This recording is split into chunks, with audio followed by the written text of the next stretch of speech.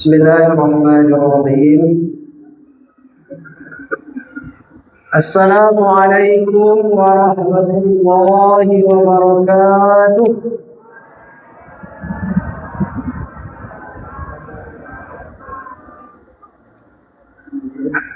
Dari tanpa ibu-ibu saya tak kareh begini. Bapak-bapak dan orang pemantun saya lupa itu. Bulan Ramadan, bulan penuh rahmat. Banyak orang pergi mengaji. Salam dijawab kurang semangat. Kami ulang sekali lagi. Assalamualaikum warahmatullahi wabarakatuh.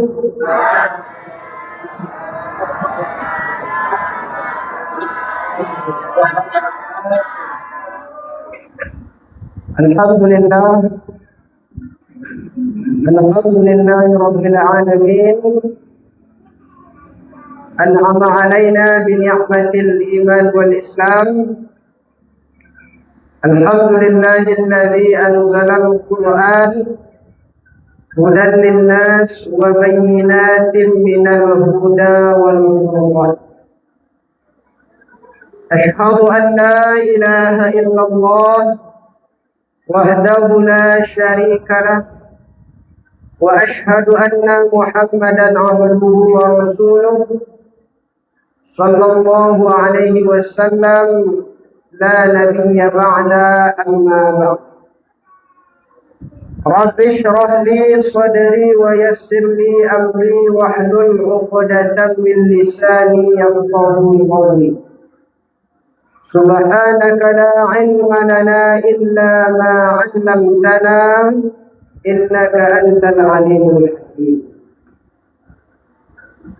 Segenap bapak atau ibu pengurus musalla Darul Quran Asy-Syam yang kami muliakan dan insyaallah selalu dalam lindungan Allah.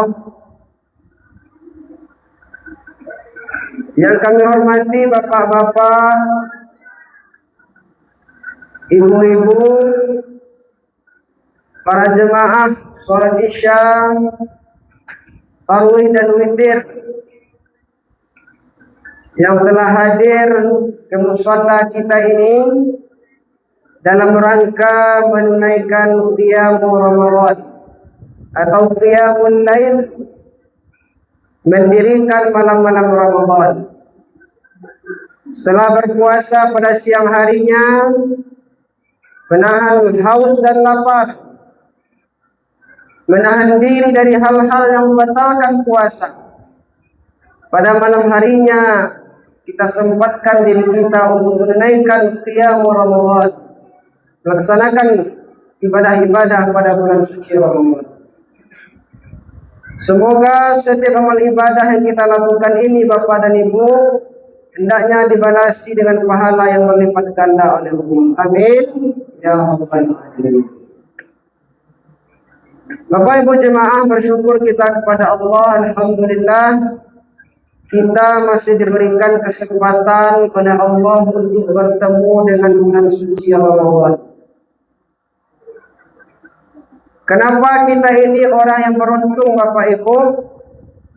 Karena kita diberikan kesempatan sekali lagi oleh Allah bertemu dengan Ramadan. Barangkali Bapak Ibu tahun kemarin bisa jadi jemaah kita lebih ramai dari ini Bapak Ibu. Lebih ramai ya Bapak Ibu. Karena memang mungkin ada saudara-saudara kita yang lain. Tetapi Bapak Ibu, indah dapat serimpang padi batuang di balah kaparaku, indah dapat sekandak hati kandak Allah yang balaku. Dipanggil lebih dulu oleh Allah Subhanahu wa taala sehingga tidak bertemu lagi dengan Ramadan tahun ini.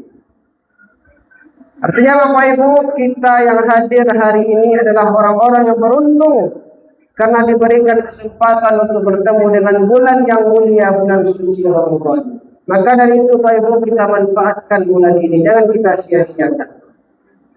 Salawat dan salam kepada baginda Nabi kita Nabi Muhammad sallallahu alaihi wasallam dengan lafaz doa, Allahumma shalli ala Muhammad wa ala ali Muhammad. Bapak Ibu para jemaah, pada malam hari ini kita sudah berada pada malam yang ke-5 di bulan Ramadan. Hari awal mulai puasa itu Bapak Ibu. Ada yang mulai hari Rabu, ada yang mulai hari Kamis, yang mulai hari Sabtu tadi ada betul. Dan mulai hari Rabu insyaallah puasanya diterima. Yang mulai hari Kamis insyaallah puasanya diterima serupa Pak. Pada mulai tadi baru kira. Yang pendapat yang pakai itu. Jadi yang puasa hari Rabu sah, tidak ada salah. Yang puasa hari Kamis sah. Yang salah itu yang tidak puasa. Itu jawaban. Bapak Ibu jemaah, kajian kita pada malam hari ini sesuai dengan judul yang diberikan oleh pengurus kepada kami, yaitu keberkahan sahur dan keutamaan berbuka puasa sesuai dengan tuntunan Rasulullah Shallallahu Alaihi Wasallam. Bapak Ibu para jemaah yang dimuliakan Allah, sahur dan berbuka adalah dua momentum penting yang selalu kita nantikan dan yang tidak mungkin rasanya kita tinggalkan di bulan Ramadan. Sahur dan berbuka ini Bapak Ibu bukan hanya sekadar aktivitas mengisi perut. Jadi sahur berbuka Bapak Ibu udah masalah paru itu Bapak Ibu. Karena lebih daripada itu. Kenapa? Karena di dalam sahur, dalam kita berbuka puasa Bapak Ibu, ada keberkahan, ada keistimewaan yang akan kita dapatkan. Kita lihat yang pertama, ibadah sahur. Pak Ibu, tanya Pak Ibu cik. Bila awak makan sahur Pak Ibu? Atau jam berapa Ibu makan sahur?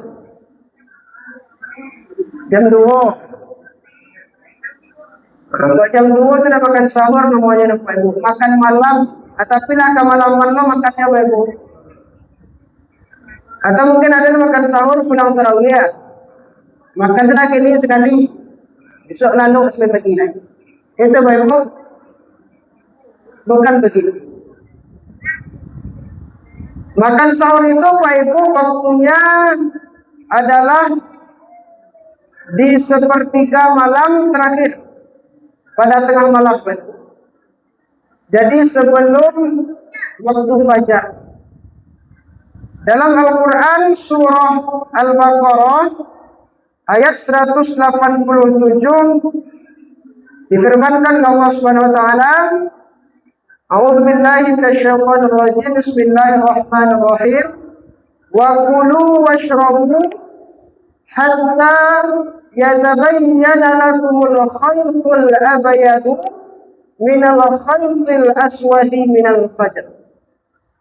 Kata Allah, Pak Ibu, makan dan minumlah kalian hingga kalian bisa melihat perbedaan antara benang putih dan benang hitam, yaitu fajar.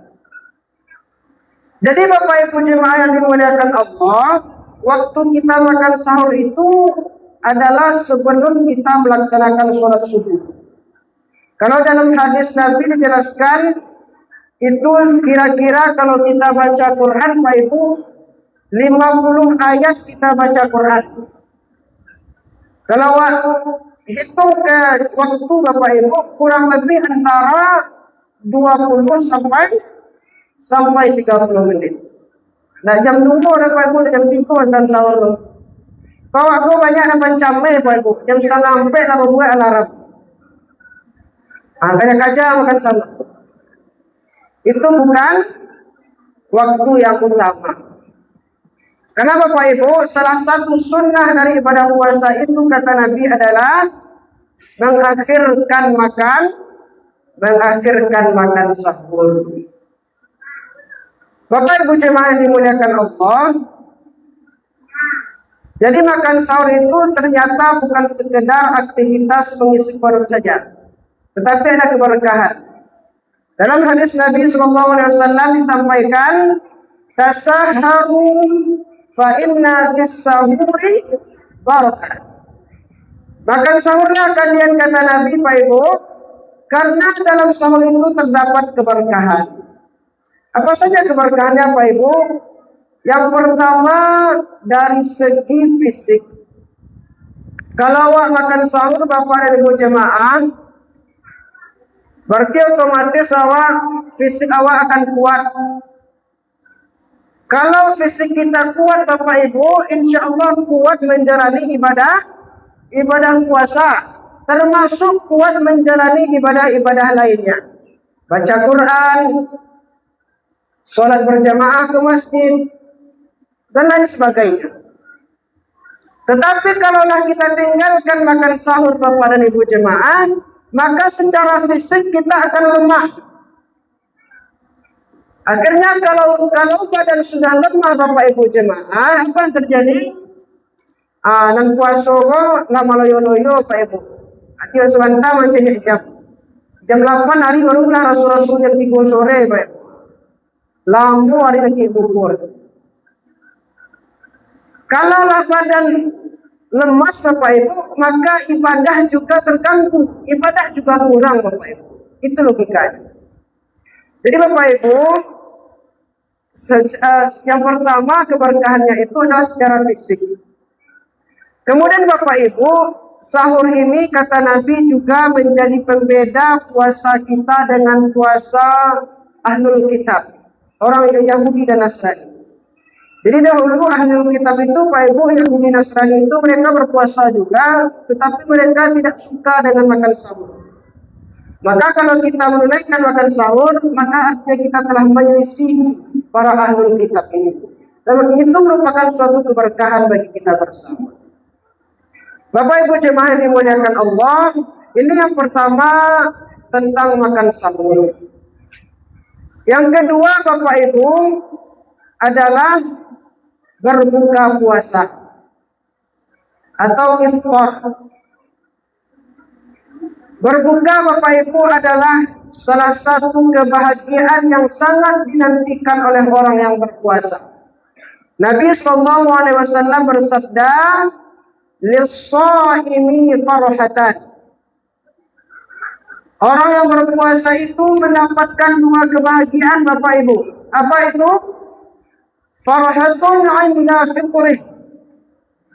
Kebahagiaan ketika mereka berbuka puasa, ataupun ketika mereka sampai pada hari raya nantinya. Dan yang kedua, wa farhatun 'inda liqa'i rabbih. Keberkahan ketika mereka membawa pahala puasa mereka di hadapan Allah Subhanahu wa taala. Berbuka puasa, Bapak Ibu, suatu momentum yang paling kita tunggu-tunggu.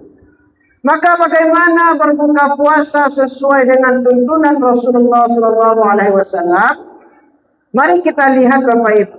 Mari kita bedakan bagaimana berbuka kita dengan berbuka Rasulullah SAW. Yang pertama, Bapak Ibu, keutamaan atau sunnah berbuka puasa itu kata Nabi adalah ta'jilul iftar, menyegerakan berbuka. Apa maksud menyegerakan berbuka, Bapak Ibu? Bukan berbuka sebelum azan maghrib. Jangan sampai hari nak berpuasa, Bapak Ibu, itu salah. Tetapi maksudnya adalah ketika azan telah berkumandang, maka jangan tunda-tunda untuk membatalkan ibadah puasa kita atau untuk berbuka puasa. Ini maksudnya, Bapak Ibu. Kemudian sesuai dengan tuntunan Nabi SAW, bagaimana Nabi berbuka, Bapak Ibu? Dalam hadis jelaskan, Nabi itu berbuka, Bapak Ibu, dengan kurma basah atau disebut dengan rungkok. Kalau tidak ada kurma basah atau rungkok, Bapak Ibu, maka Nabi berbuka dengan tamar, kurma kering. Kalaulah tidak ada juga Bapak Ibu kurma kering, maka dalam hadis Nabi dikatakan hasawatin min ma'id. Nabi berbuka dengan seteguk air atau dengan segelas air. Kau awak berbuka Bapak Ibu, lain itu. Bapak Ibu berbuka ada yang putih, ada es cincau atau teh es, mana Pak Ibu pilih? Cincau. Cincau tak ada Bapak Ibu. Atau anak-anak kalau bertanya bapak-bapak kau masih aman lah. Atau anak-anak dan ustaz bertanya, kalau berbuka mami dia yang putih atau teh es? Bapak Ibu teh es itu. Bapak Ibu jemaah dimuliakan Allah. Apakah dilarang berbuka dengan teh es Bapak Ibu? Dilarang tidak Bapak Ibu. Tetapi tidak sesuai dengan sunnah Nabi Sallallahu Alaihi Wasallam. Karena memang kalau kita baca juga Bapak Ibu, berbuka dengan minum teh manis itu ternyata juga tidak baik Bapak Ibu, menghambat zat besi Bapak Ibu. Jadi kapan awak minum teh manis, minum kopi, minum teh cincau, lalu belok, setelah sholat maghrib Bapak Ibu. Jadi yang ditekankan oleh Nabi Sallallahu Alaihi Wasallam, ketika kita berbuka dengan kurma 3 butir atau sampai 7 butir Pak Ibu, ditambah dengan segelas air. Merasa bahwa disebut namun itu Pak Ibu. Lebih lapik gak limu, tak juga nyampur. Tambah lo teh es, tambah lo jus segala macamnya Pak Ibu, pola. Gorengan terus tak. Onde-onde ya Pak Ibu. Dan kalau mak sedih Pak Ibu nak. Bapak Ibu jemaah dimuliakan Allah. Maka kata Nabi Sallallahu Alaihi Wasallam, jadi Bapak Ibu berbuka dengan makan berbuka itu berbeda Pak Ibu. Kalau berbuka berarti kata Nabi adalah cukup ketika kita membatalkan puasa kita. Itu makanya disuruh Pak Ibu dengan kurma. Kalau istilah sekarang kata orang berbuka dengan yang manis-manis. Tapi yang manis itu sebenarnya dengan kurma Pak Ibu. Bukan sunnahnya dengan yang manis-manis. Sampai kalau sunnahnya berbuka dengan manis Pak Ibu. Banyak orang yang protes. Siapa Pak Ibu? Orang yang sekih bulu protesnya Pak Ibu. Jadi ini Pak Ibu jemaah yang dimuliakan Allah. Kita harus berbuka sesuai dengan tuntunan Nabi Sallallahu Alaihi Wasallam. Jangan sampai Pak Ibu berbuka puasa ini menjadi ajang pelapis selero Pak. Hanya banyak orang begitu Pak Ibu. Orang nak makan di kubunan Pak Ibu. Melapis selero makan sekanya antar Pak Ibu. Dan kalau sekanya antar makan Pak Ibu ada jadi Pak Ibu. Lain tanah Pak Ibu salah lain. Mungkin lain tanda memang cuma musola kan apa ini lo sampai ceramah memang orang tua sudah senda memang ya salat tarawih itu lo lah payah deh lampu ustaz guna go panjang ayat ustaz. Jadi itu Pak Ibu tidak ada batasan kata Nabi Pak Ibu ketika kita berbuka silakan setelah sholat maghrib kita makan tapi tentu kita jangan berlebih-lebihan. Kulu washrabu wa la tusrifu kata Nabi. Makanlah, minumlah tapi jangan berlebih-lebihan. Kemudian Bapak Ibu, sunnah yang terakhir kata Nabi Sallallahu Alaihi Wasallam ketika kita berbuka adalah dengan membaca doa. Doa yang dibiasakan, yang biasa dibaca oleh Nabi Sallallahu Alaihi Wasallam ketika berbuka adalah Dhahaba dhama'u wa batannatil uruqu wa thabatal ajru insyaallah. Awalnya kau baca Bapak Ibu. Lalu malaka suntu, bika amantu, dan seterusnya. Tidak ada yang salah Bapak Ibu. Baca Dhahaba dhama'u betul. Baca Allah malaka suntu betul. Anak salah itu nak baca doa Bapak Ibu, baca santuang saya, itu salah itu. Jadi Kalau kita kembali ke kebiasaan Nabi, Bapak Ibu, Nabi memang membiasakan biasa membaca Zahabadh dhama'u wa batallatil qulubu wa tabatal ajru insyaallah. Tapi kalau kita membaca Allahumma lakas sumtu, Bapak Ibu, itu juga tak masalah. Yang penting kita berdoa. Bahkan Bapak Ibu kalau tidak dapat itu doa itu kan kadang awak ada nempaya menghafal Bapak Ibu, tidak dapat. Cukup kata Nabi dengan Bismillah. Bismillah dia dapat Bapak Ibu. Tak mungkin tidak dapat. Jadi itu Bapak Ibu jemaah dimuliakan Allah. Jadi Bapak Ibu sebagai kesimpulan ceramah kita, dua hal penting yang harus kita tunaikan, jangan sampai kita tinggalkan ketika kita berpuasa. Yang pertama adalah makan sahur, yaitu dengan mengakhirkan waktunya. Karena makan sahur itu di dalamnya terdapat keberkahan yang akan kita dapatkan. Yang kedua adalah berbuka, yaitu dengan cara menyegerakan berbuka puasa, kemudian berbuka dengan makanan yang dianjurkan oleh Nabi SAW dan tidak berlebih-lebihan saat berbuka puasa. Karena kita pada malam hari setelah berbuka kita masih ada ibadah rangkaian ibadah yang akan kita laksanakan, yaitunya sholat isya berjamaah dan sholat tarawih dan witir. Kemudian membaca doa yang diajarkan oleh Nabi SAW yang telah kita sebutkan di dalam tausiah kita tadi. Bapak Ibu jemaah yang dimuliakan Allah, semoga tausiah ini bermanfaat bagi kita semua, terkhusus bagi kami sendiri yang menyampaikan. Terakhir kita bermohon kepada Allah, meminta kepada Allah semoga ibadah Ramadan tahun ini menjadi Ramadan terbaik di dalam hidup kita hendaknya. Amin ya rabbal alamin. Billahi taufiq wal hidayah. Assalamualaikum warahmatullahi wabarakatuh.